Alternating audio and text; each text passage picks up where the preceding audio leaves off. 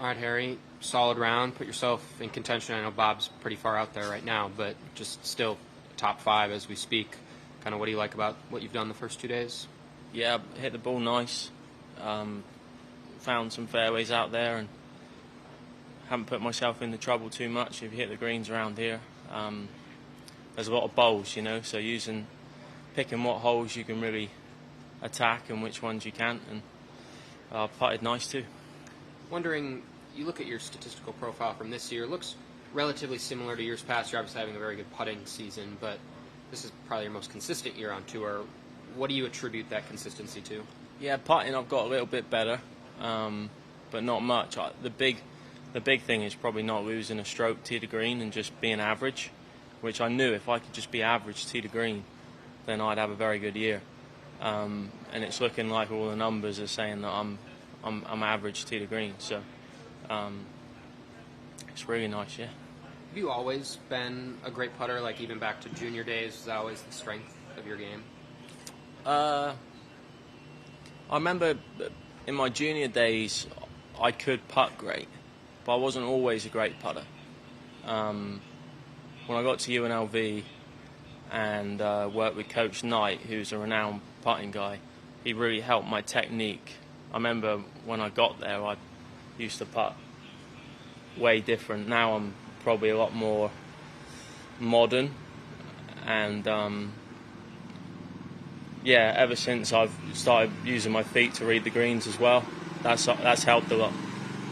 Is that what you refer to when you say modern, just like aim point No, stuff? more like stance and stuff. I remember like when I got to UNLV, I'd set up really open and be hunched over and kind of feel the putts, and then he got me, very square, very upright.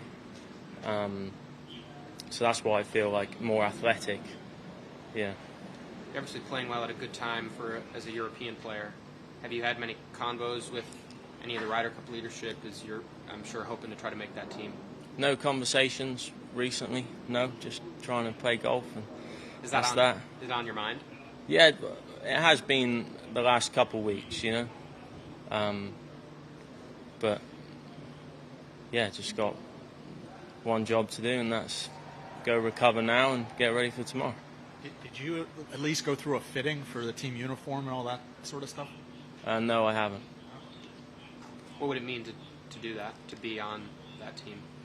Yeah, it'd be massive. I remember growing up and Phil Rowe, my assistant coach in college, and he was like my idol growing up. He played in the Walker Cup in '99.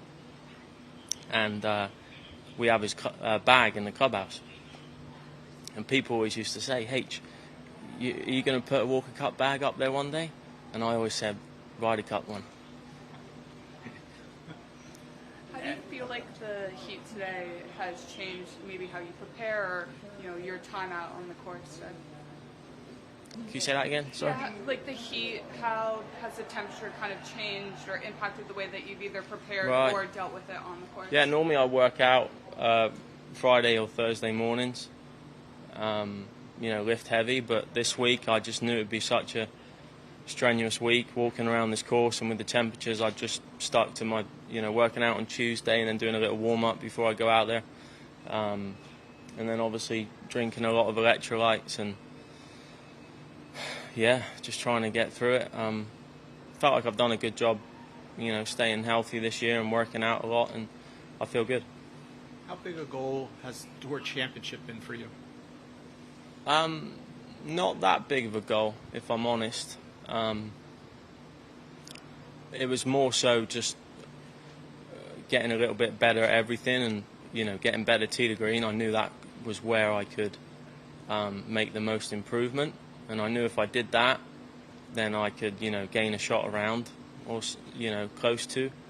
And I think I'm doing that this year. So I knew if I like to look at the numbers, and I know if I can just average, gaining 1.2 strokes around, then it equates to playing really good golf and getting really far in the FedEx Cup. I apologize if you already answered this, but how important do you think that up and down on 18 was, kind of keep momentum heading into the weekend? Not that important, I don't think. There'll be up and downs that I don't get this weekend.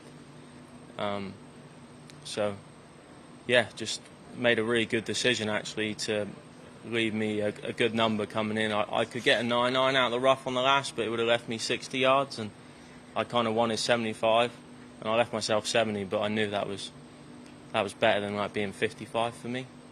Use that backstop and spin it back like I did. So just little things like that, making good decisions has been a priority of mine recently.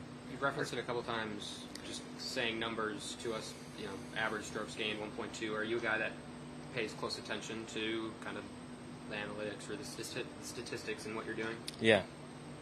Always been like that? Yeah, I'd say so. Definitely when I've had access to the data. I remember getting to UNLV and I'd never hit on a TrackMan or anything like that until I was 18. And just all the bits that you can use these days to get better, whether it's TrackMan or data. And when I had that accessible, I really tried to use it.